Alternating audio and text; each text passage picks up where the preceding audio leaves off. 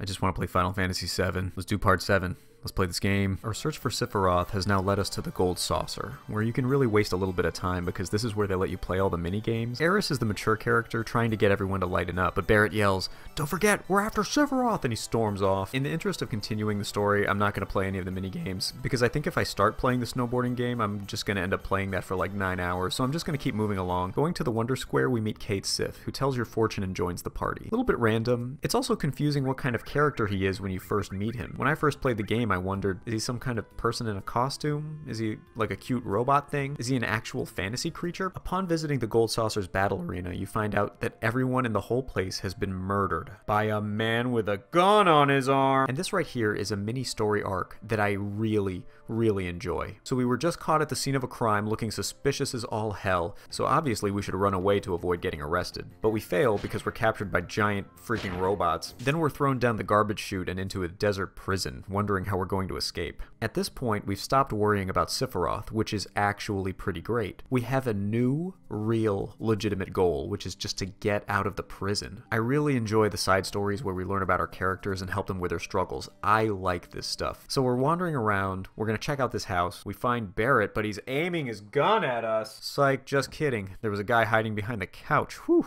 Sorry to doubt you there, Barret. At this point, Barret tells us his story, and although it's a little bit of reading, I really like this story. It's pretty good. See, Barret was the one that encouraged his hometown to support the building of this Mako reactor, but the Shinra company, being evil, decides to just destroy the town and kill everyone. This creates a really sad backstory for Barret, and also builds up some emotional complexity to him because we realize why he's so angry all the time. He carries around all this guilt for trusting the Shinra company. That's why he's willing to become a terrorist. He blames himself for the destruction of the town. That's pretty deep. Then we see some old guy get shot right in front of us. That's really sad. And this whole scene would be perfect if it wasn't for this part. When the soldiers shoot at Barret, watch what happens. See right here, this is why I can't unconditionally love Final Fantasy VII. Because even though at times it is one of the best games ever, it's also crap at the same time. Final Fantasy VII just can't decide how it wants to set the tone. You show us a violent murder, you want to make us feel sad, and then you make us watch Barret do a stupid clown dance as he dodges all these bullets. Like, really?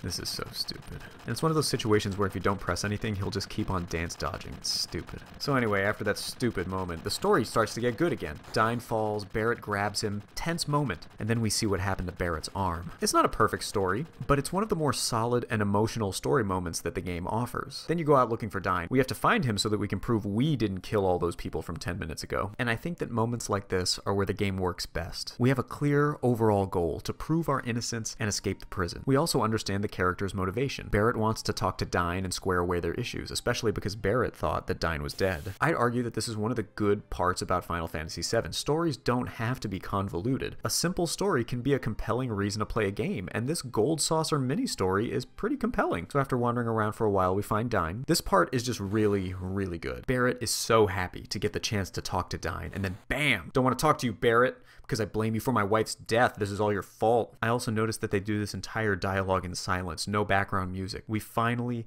gotten really serious. The game isn't going to do anything silly or stupid anymore. We're just going to sit here and read as these two guys talk about how depressed they feel. And this is okay.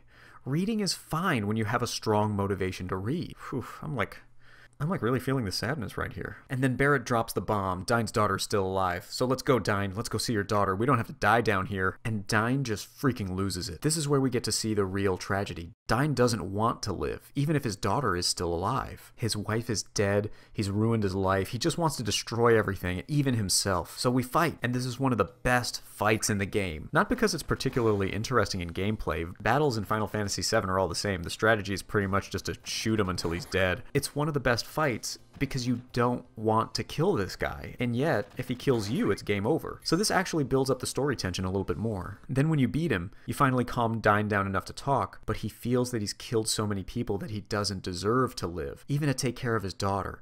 And he kills himself. Holy crap, you know? When it wants to, Final Fantasy VII can tell a good freaking story. The Dyne Barret mini-story is sad, potent, And even for a cartoony fantasy game, the story is pretty down to earth and relatable. I find it very effective. So we talk to this guy about clearing our name so that we can be set free. And he explains that there's only one way to escape the prison, even after we've argued our innocence. With a chocobo race! That's right, everyone. You can murder anyone you want in the Gold Saucer, and as long as you win the chocobo races, you can be released from prison. How's that for a great end to a story, huh? Huh? How do you like that? Can you imagine a team of guys sitting in a room writing this crap? They write this awesome story. Oh yeah, it's so emotional. Danny's gonna kill himself. He's gonna fall off the cliff. Okay, then what should we do after that? Yeah, what about a chocobo race? Oh yeah, chocobo race. That chocobo. Hey, that chocobo race. Let's make him do a chocobo race. Hey, that's a great idea. Chocobo. And you know what the worst part about that is? The chocobo racing is fun. This is the saddest point that I'm trying to argue about Final Fantasy VII. It's like they have all these great stories, but they just can't figure out the right way to tie them